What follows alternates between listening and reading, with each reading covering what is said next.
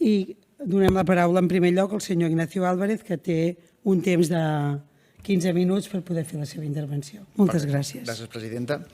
Bé, benvolguts diputats i assistents a la comissió. Des del Sindicat de Mossos d'Esquadra vàrem rebre amb optimisme i il·lusió l'invitació per a poder portar la veu dels treballadors integrats del Servei de Seguretat Pública de Catalunya al Parlament.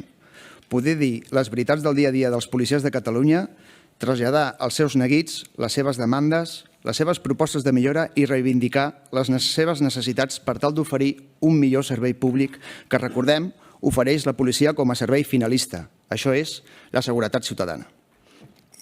A l'imaginari dels policies i, per extensió, dels sindicats representatius al Consell de la Policia, com és el Sindicat de Mossos d'Esquadra, SME, era que en aquesta comissió és on es tractarien aspectes sobre el model d'ordre públic, amb els eixos centrals de les funcions i tasques de les unitats Brimo i Arro arreu del territori i de les eines d'ús policial i tècniques d'actuació analitzant models d'ordre públic del nostre entorn immediat, per tal de valorar l'adequació, necessitat i aspectes favorables i desfavorables, per tal d'extreure'n unes conclusions i que aquestes fossin tingudes en compte a l'hora de poder adaptar-les a la nostra policia.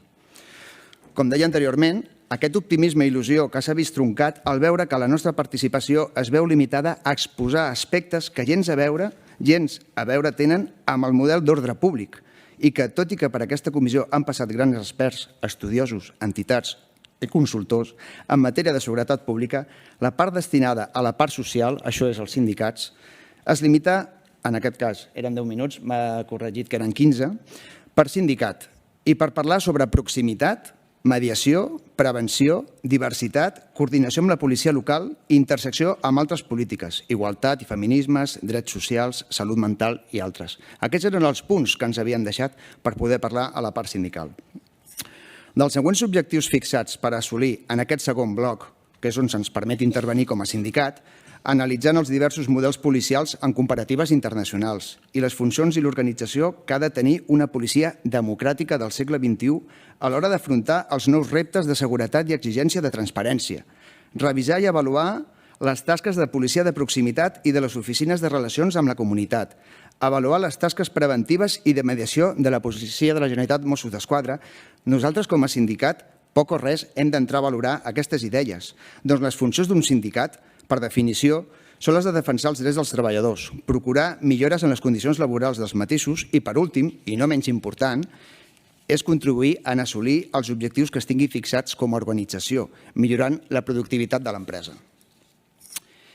I és aquí on el sindicat SME no compareix en aquesta comissió per donar la seva versió i que les conclusions finals a què arribi aquesta comissió serveixi per a dir que els sindicats, en global, han pogut participar i dir la seva. Doncs el temps de 15 minuts per compareixença i pels punts que ens han permès parlar-hi no són ni de lluny els que podem, com a sindicat, traslladar la voluntat dels treballadors ni millorar les seves condicions laborals, i molt menys en el model policial d'ordre públic. Però bé, volem que parlem del model de proximitat? Doncs parlem. És un model fals. És un model fals que no es creu ningú, ni tan sols ni els comandaments policials ni de base ni d'alta direcció del cos. Per suposat, la direcció del cos també a nivell polític no s'ho creu. Saben vostès quants policies hi ha en una comissaria de 140 efectius? 2. 140 efectius en una comissaria ABP, 2 efectius de proximitat. Bé, aquests 2 efectius han de cobrir serveis ordinaris de seguretat ciutadana, assumir ocupacions en calent o incidents derivats del 112 de manera ordinària, quan hauria de ser extraordinària aquesta assumpció de funcions. Ho assumeixen per una mala distribució dels efectius policials d'aquella comissaria, d'aquell territori, i uns serveis mínims i sota mínims, en molts casos, on els efectius destinats al servei ordinari de seguretat ciutadana són minsos o molt escassos. Demanin vostès, com a parlamentaris, que així s'ho poden demanar, durant els últims darrers anys, a l'Escola de Policia de Catalunya o a l'ICPC, quants cursos de policia de proximitat s'han realitzat a efectius que estiguin actualment fent aquestes funcions de policia de proximitat i si els que estan treballant actualment com a policies de proximitat tenen aquest curs. Perquè, clar, si fem en 10 anys 8 edicions de 20 persones, 25 persones, com podran entendre la rotació dels efectius, doncs, però ho poden demanar. Potser a zona metropolitana podem pujar la ràtio A3 i un caporal, responsable de grup de proximitat. Com veuran, efectius de proximitat que per un model de proximitat potser en un principi era molt engrescador, però actualment no es porta a terme. Però bé, jo sí que he fet el curs de policia de proximitat i els parlaré en primera persona. Saben què és la policia de proximitat? Perquè molts caps de policia local o regidors municipals parlen que han implementat la policia de proximitat. Bé, la policia de proximitat és el que va a peu pels centres comercials, pels nuclis, pels mercats de les nostres viles.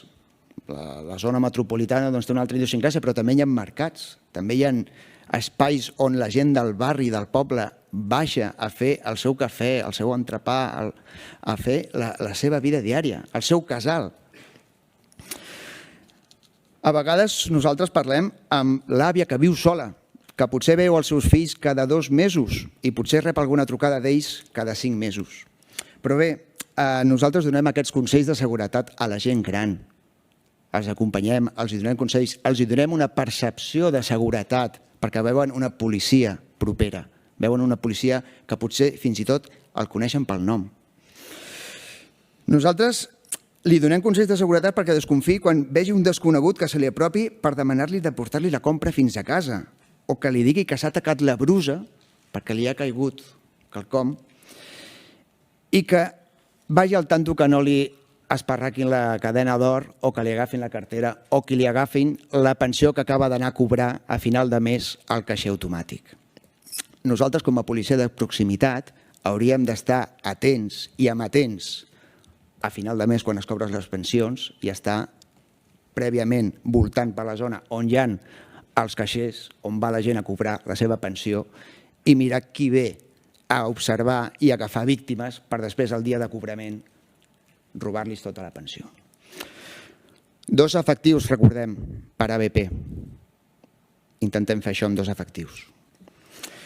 La policia de proximitat ha estat, en els seus inicis moderns del cos, un model assumible i molt engrescador, però que ha derivat en una fal·làcia i actualment, pels professionals de la seguretat pública, fins i tot és un servei de mal gust, perquè moltes vegades és imposat i no és voluntari.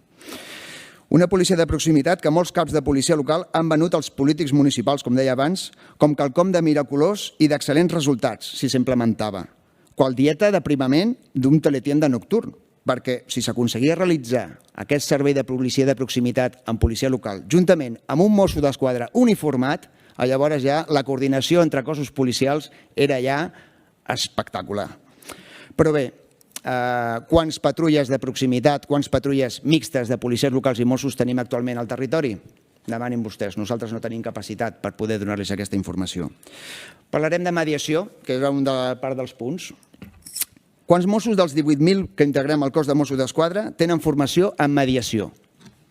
Volem que la policia democràtica, moderna, del segle XXI, tingui funcions de mediació. Bé, ens hem de plantejar quina formació específica en mediació tenen els policies i on s'imparteix la formació. Tornem a l'escola de policia i CPC. La unitat de mediació com a unitat es troba ubicada per idiosincràsia del territori a la regió policial metropolitana de Barcelona. Quines funcions realitza? Doncs la de fer la mediació quan se li activa. Però en l'àmbit ampli de la mediació, nosaltres com a policia només podem actuar com a mediadors en conflictes privats, a petició d'alguna de les parts i quan totes les 2 parts a mediar l'acceptin.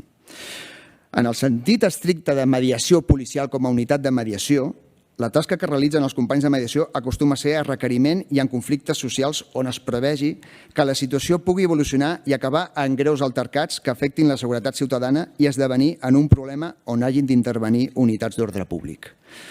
La mediació la tenen els caps de torn, sergents, caporals, en molts casos, per persones que tenen intents d'autòlisi.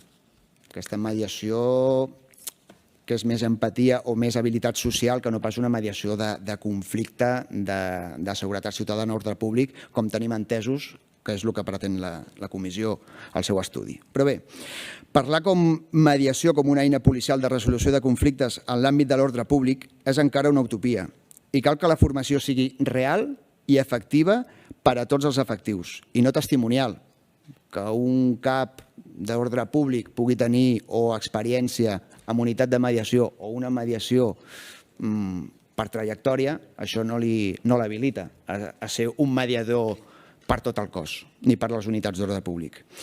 Doncs per això demanem que, a part que no sigui testimonial, s'ha de potenciar aquestes habilitats socials que tenen tots els efectius policials, aquesta empatia, aquesta voluntat de servei, d'ajudar el ciutadà. Jo encara no conec a dia d'avui cap policia que s'aixequi a les 5 del matí amb voluntat de perdre la feina. A cap ni un. Que hi hagi gent que faci coses dolentes? Sí, segur, com a qualsevol part de la societat. Però que un policia s'aixequi a les 6 del matí per anar a cobrir un incident, un dispositiu d'ordre públic, amb voluntat de perdre la feina, no poder pagar la seva hipoteca, no poder donar el millor per a la seva família a nivell econòmic i poder subsistir, jo això a dia d'avui encara no m'ho he trobat. Si encara hi ha algú a dia d'avui que en aquest país pensi que la policia és antidemocràtica i que vol perdre la feina i que vol ser violent, com he escoltat abans el senyor Vitali dels Estats Units, crec que els filtres policials d'accés al cos haurien de revisar-se arreu del món. Però bé, continuem amb la mediació. La mediació es realitza principalment això, en aquesta unitat de Barcelona, i tenen una formació, no tots específica en mediació, però clar, aquesta unitat té àmbit d'actuació a tota Catalunya, però realment la seva zona més habitual és la zona metropolitana. Doncs bé, a nivell sindical demanaríem que sí que aquestes unitats de mediació especialitzades estiguessin descentralitzades perquè incidents d'ordre públic pot haver-hi a qualsevol indret de Catalunya. Parlarem sobre prevenció, diversitat, coordinació amb la policia local, intersecció amb altres polítiques, igualtat i feminisme, drets socials, salut mental i altres, que era la part del bloc 2 que ens havien donat com a punts a tractar.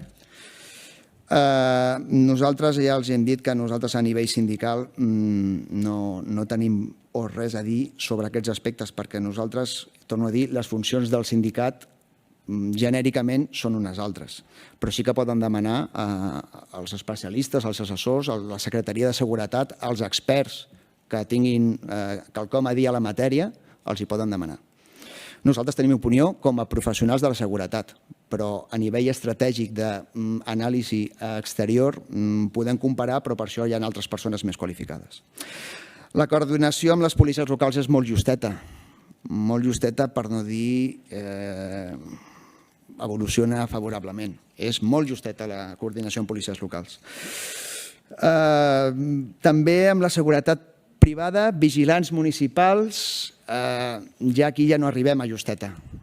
És pràcticament inexistent o es fa per la bona voluntat del comandament policial de la zona o per relacions personals dels anys de treball conjunt.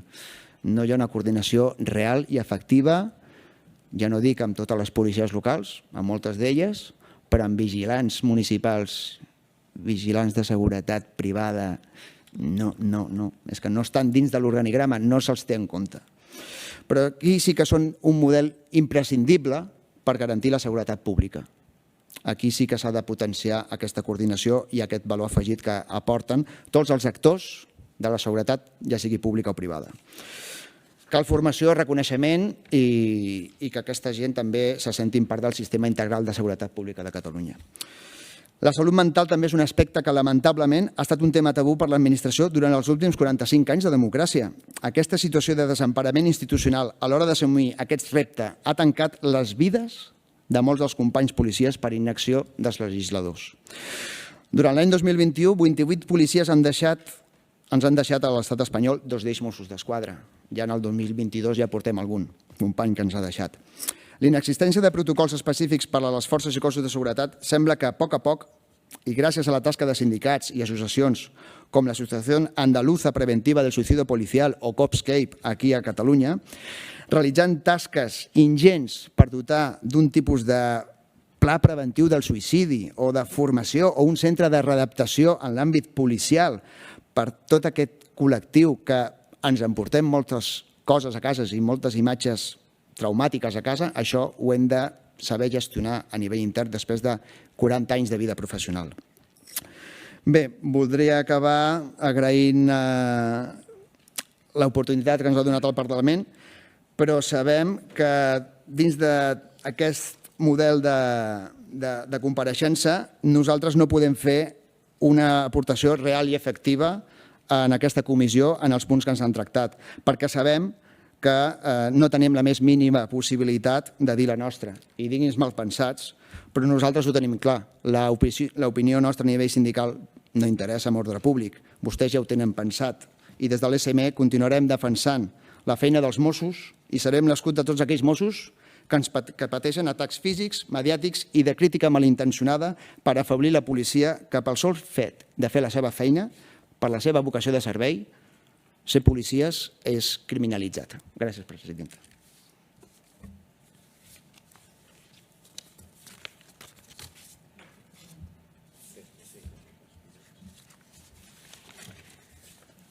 Moltes gràcies.